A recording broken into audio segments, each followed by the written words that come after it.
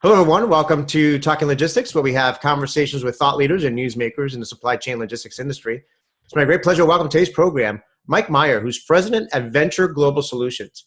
And Mike is joining us today in our latest installment of Profiles in Yard Management Excellence, where we highlight companies that are driving continuous improvement and innovation in their yard management operations. So it's great to welcome Michael to the program to kind of share his story and kind of his lessons learned there at his company. Mike, thanks for joining us. Yeah, thanks for having me today. Look forward to the discussion. Great, Mike. Well, before we dive into the topic and learn more about yard management there at your company, why don't you, for folks that may not be familiar with the company, why don't you tell us a little bit about, Venture Global Solutions and, your current role and responsibilities there? Yeah, absolutely. Today we are a 3PL arm of the Venture Logistics parent organization, which is below that is Schwartz Partners. We have three divisions within Venture. We have our asset division, which has about 1,000 trucks, about 4,000 trailers. We have a brokerage division in Grand Rapids, which is named TransCore National Logistics. And then we have Venture Global Solutions that kind of brings the three entities together to provide solutions to our customers or potential customers. Our main focus is inbound optimization from an automotive tier one perspective. We also have a non-automotive solution that we utilize another TMS called 3G TMS. But today that's our focus, and I've been with the organization about 3 years now. Great. So let's to get started. Tell us a little bit about yard management there at the company. Particularly before you implemented your current solution. I mean, what were some of the business challenges or opportunities for improvement that you were kind of facing that led you to look for a solution? Well, from our yard management perspective on the venture side, it wasn't a requirement. We operate our fleet today on TMW. What drove us to look at a new solution was our largest customer, Subaru. They were operating off of a system that they had in-house that they had deployed. With their significant growth and new lines that they're putting in Lafayette, and the growth of, we were managing approximately 100 trailers, we grew to about 1,000 trailers. So from a yard management perspective, that solution was not able to give us the robustness and flexibility to provide a solution to our customer that was needed. And we had to look at alternatives, and in a prior life, we had done some YMS vetting process, and Pink was working with Matt and his team.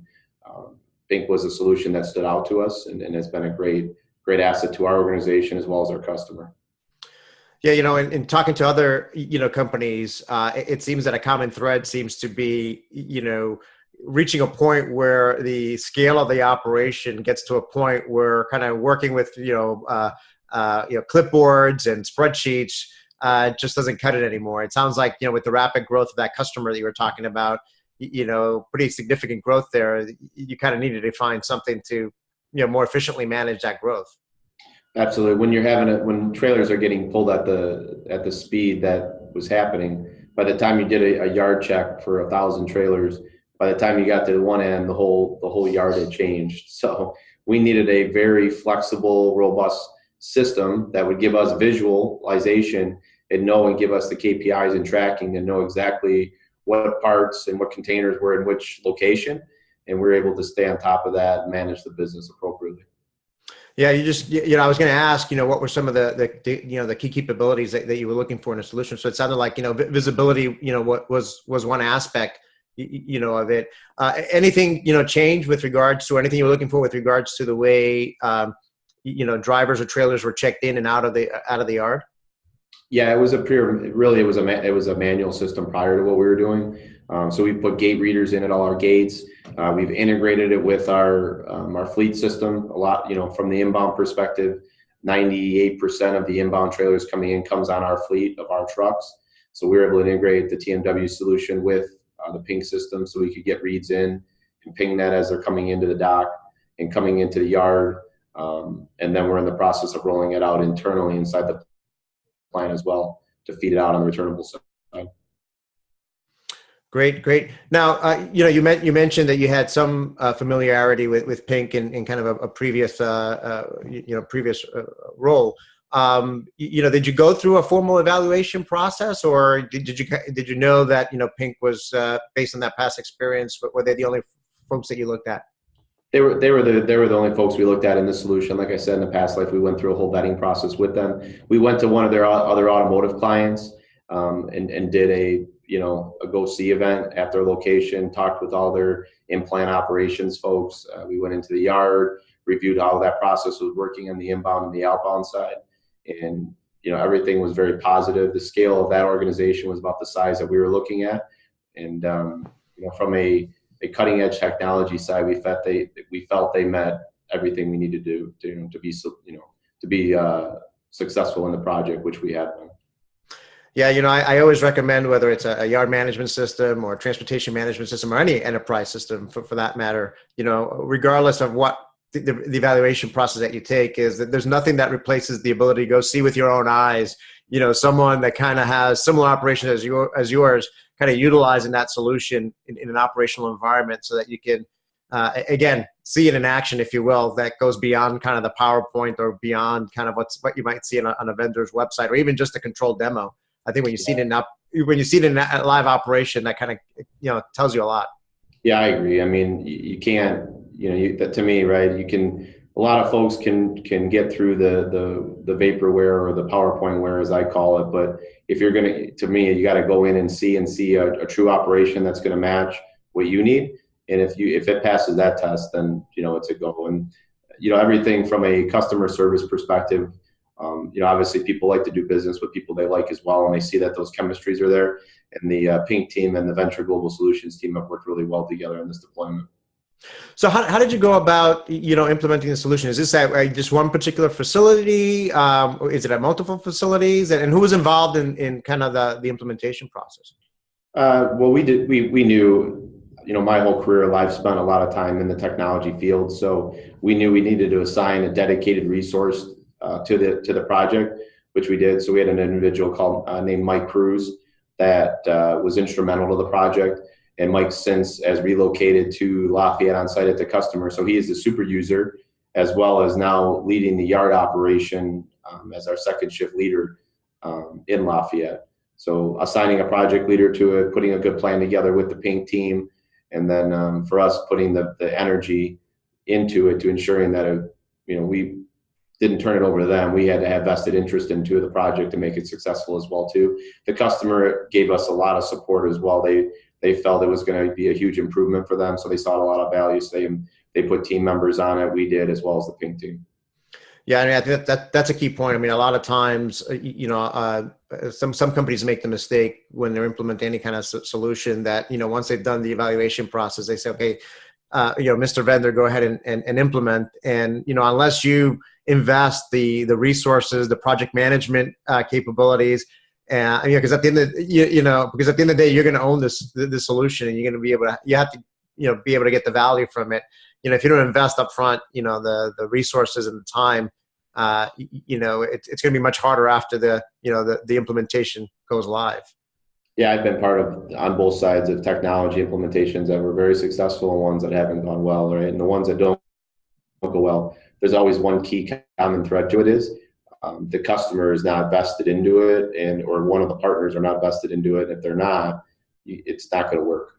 And we knew that, and we invested into it. And we see it even on the outside of technology. If the customer or the vendor, right, aren't bought into it, and there's not a project leader on both sides, any implementation you go through, whether it's operation or technology, it's tough. Right. Now, it sounded like there was some integration that was required, or that you were looking for as part of, you integrated this with TMW, it sounds like. How long did the whole effort, take to kind of get it up and running? We're still working through it. I mean, some of the drone piece of the drone, we're still tweaking things. We're integrating, right? As we keep getting into it, we learn enhancements that we want. I don't know the exact day we went live, but I would say it's been a course of about 6 months. And it's still going, right? And not that we're not live yet, we're getting everything we need out of it. It's just as the team members are getting more involved in the project and learning the system more, there's certain things that we wanted to turn on or enhance. We've integrated it with our automotive TMS system, ALS. So that's been done to feed data in and out of it. So we see route plans of when it was supposed to pick up, when it was supposed to leave, those types of things. So to me, it's never done, right? There's always improvement, right? As soon as technology, you say we're done with it and you allow it to become stagnant, it's old then, right? So we got to keep improving it and getting the best use out of it day in and day out. Right. Now you mentioned drones. Are you currently using the Pink drones as part of the kind of the yard management, locating the vehicles, or is that something you're experimenting with right now? It's going to be part of it. We've had to turn some things off just based on the laws and regulations to it. So Kevin, still owes me some information on it from the Pink team to get that and get it fully rolled out. But that's our plan, is to utilize it for our offsite facilities where we don't have tractors or yard trucks over there to do the reads out there for us. So that's how we're going to utilize it, as well as give us good yard checks when make sure we're getting 100% reads in the yard today at our customer location. Yeah, no, that's great. I mean, I know this, I follow this market pretty broadly, and there's a lot of, focus and hype on using drones for, final mile delivery. But in reality, where there's a lot of activity and a good business case is actually, within a yard or even within a warehouse. And I think that's where, I think more stories are coming out, with those kind of case studies. But I think, kind of the last mile delivery, or, having a drone deliver a package to your front door kind of gets kind of the sexiness factor. But the reality is that, using, drones in the yard is actually where the early success stories seem to be at. Well, it gives you a good visual, right? It gives you the read. It's constantly, reading it. Anytime you're taking the manpower out, it's doing the work that us as individuals can do. Frankly, it's taking the work out of folks that work that we don't want to do, right? Of going out and doing yard checks and doing the reads, as well as spotter trucks can do that as well too. But where we don't have, yard trucks moving around the yard, that gives us that ability now to do that. I just had a discussion with a gentleman that does, in the industrial engineering side, doing surveys. Drones are becoming a big part of that, right? Because they can do all the reads and they can do the laser reads all through across it, right? So I think it's going to happen, right? And people just need to accept that, because that's just where our country and in the industry and our world's coming to. Right. So, what have been some of the benefits achieved to date, and kind of any unexpected benefits? I wouldn't say unexpected. I mean, we had it pretty clearly outlined of what we needed to do. We've been able to reduce our trailers in the yard because we're able to know exactly where trailers are at. So it's allowing us to reduce our trailer fleet inside the yard. It's given us the visualization, allowing us to know exactly where the parts and the trailers are at. It's a good management tool. So we've gotten the visual. We can see our trailers, exactly what's moving and where they're at. It's given us the ability to do good assessments on our yard drivers and our tractors and our equipment, right? So that's kind of one of as we do our outlook now for 2018 and working with our customer, we're looking at utilizing the data to reduce possibly some drivers and tractors inside the yard and get more efficient, because we can push and read those types of things. So, the KPIs, the metrics, everything that we put in place on the business case we've achieved. Now that's, like I said, it's the next step of taking it to the next level in 2018, looking through budget and financial planning for the year. Yeah, no, that's great. I think that's another common link that I see when I talk to companies, is really the strong link between yard management and business intelligence and analytics. It's really now that you've moved away. When companies move away from clipboards and these more manual types of gathering information, now they've got much more valuable insights into their operations, where they can continue to drive continuous improvement and additional savings. It's kind of where I see it. Yeah, it's giving you the data to manage your business. It's versus on, making business decisions. I'm a big believer in that. Everything you can do, whether it's baseball or statistics, right? Data doesn't lie. And now we have that data that's been captured to know what is our moves per hour, what types of efficiencies work, what individuals are lacking and not meeting the averages, and why, and using that data to drive our business and make business decisions. Yeah, no, absolutely. Well, Mike, we're running short on time here, so I'm just going to go right to my last question here. As a way to wrap up, I mean, what words of advice or recommendations would you give to other companies, that maybe just getting started on their journey of evaluating, selecting, and implementing a yard management solution? I think the first one is involving the entire team, whether that be the yard drivers, the associates on the floor, as well as the leadership, and if your customer is involved, including that customer end of it. But clearly outlining what do you want to get out of it, what are you looking to do, and then based on that, writing your RFI or RFQ for the product. Once you've done that, when you're going through your selection process, we've covered it already, right? Go and see. Don't go off of a PowerPoint or demos and those types of things. Ensuring you go to see a customer that's identical to you or very close to your industry or volume size of what your yard looks like and the types of business that you're running today. And then ensuring that if you're going to invest in the technology, ensure that you invest the people and the resources to build a good plan for it, as well as take it all the way through and through the execution of it. And once that's done, usually, right, encompass that person into the operation, because we've seen that as a good success factor for us as well. Yeah, no, all great words of advice there. So, Mike, again, thank you for making the time to be with us today, and congratulations on your success to date with your yard management operations, and certainly, wish you continued success moving forward. Yeah, great. Thanks for having me. Appreciate it. Great. I want to thank those of you that joined us. If you are watching this episode on demand, either at the Ping Solutions website or on Talking Logistics, and you've got a question or a comment for Mike, you can post it there, and I'm sure he'll be more than happy to respond via that medium. Again, thank you all for joining us, and look forward to seeing you in a future episode of Talking Logistics. Have a great day.